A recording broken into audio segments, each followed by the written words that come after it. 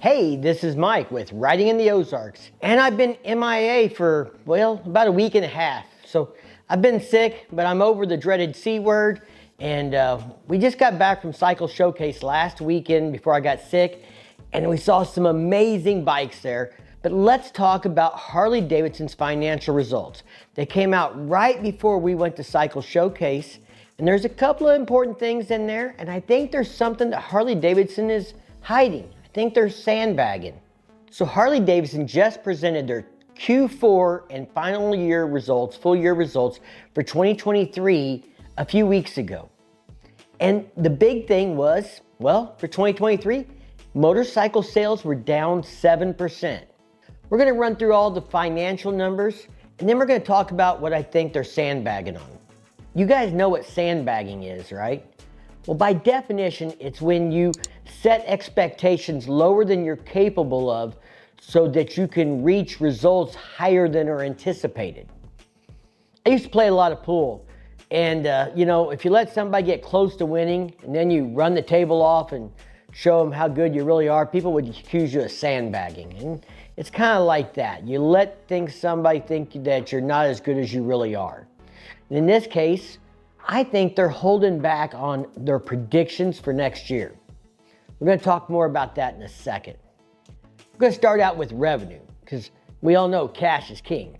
And for those of you that are not familiar with financials, it's important to remember that revenue is like gross sales. That's all the money that's coming in. Income is after expenses. So revenue is not profit. It's just how much they've sold. Now, revenue for the Q4 quarter was actually down 14% for the motorcycle part of the business. But the financing arm and LiveWire were both up.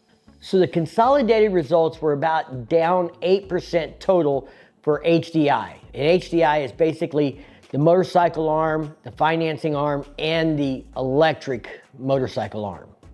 I know, nobody likes to talk about LiveWire. Now let's talk about the full year results for 2023 related to revenue. You can see in this slide, revenue for the year is only down 1%, and thanks to the pricing and mix to offset the dip in volume, they're making up that dip in the 7% of sales loss. Now, wholesale sales, the shipments to the dealers, were a little different in Q4 of 2023 than the previous years.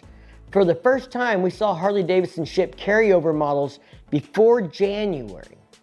That's unusual. Usually the carryover models ship in January, since Harley Davidson has gone to this January launch event about 3 years ago.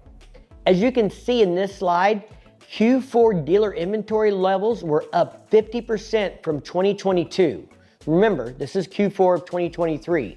So that's 50% higher than 2022, which was much higher than 21 when they had COVID, those kinds of things, and there was a shortage, but not quite as high as I think back as 2019, where they felt like inventory levels were maybe a little too high and that the market was a little bit flooded.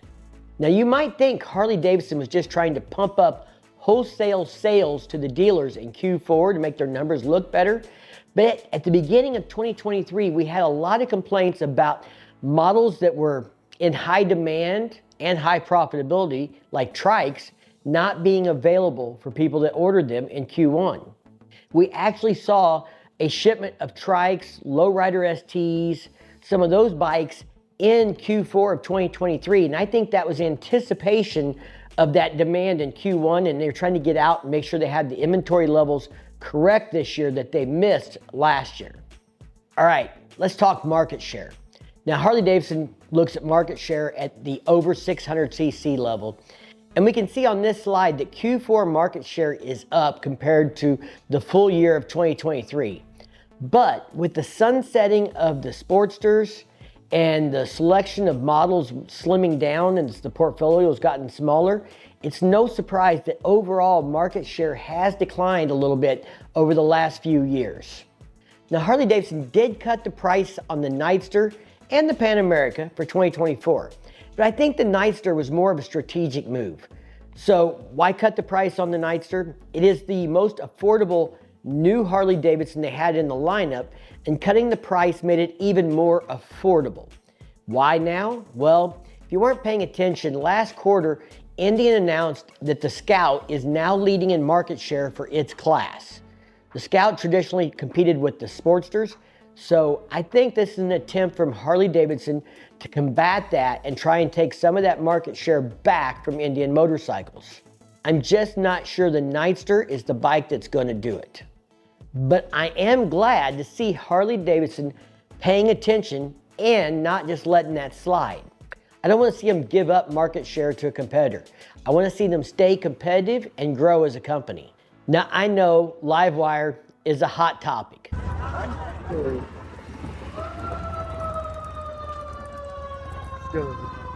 Now, in all seriousness, though, I do have to acknowledge that they sold 514 units in Q4 when they released the new Del Mar version of the electric motorcycle. It's based on this new S2 platform. And they sold 660 units in full year of 2023. Now, I still don't think that's that big a deal. The original prediction for 2023, when they were trying to take this live and create their own company, was like 6,000 units. So we're still only selling 10% of what was predicted a few years ago. Either those predictions were way off, or the electric motorcycle market has really tanked in the last 3 years. You let me know what you think about that. Now, before we get into the sandbagging aspect, let's talk about profitability per unit. So Harley Davidson started giving this number to us a few months ago, actually almost a year ago. And I'd started tracking it and trying to figure it out before then. So them giving me the slide just makes it really easy for me. But the fact is, they hit an all-time low around 2019. I think it was $1,700 or $1,900 per unit. Well, here, let's just throw the slide up. Wow, $1,300 a unit in 2019, and we're up to $3,700 a unit in 2023.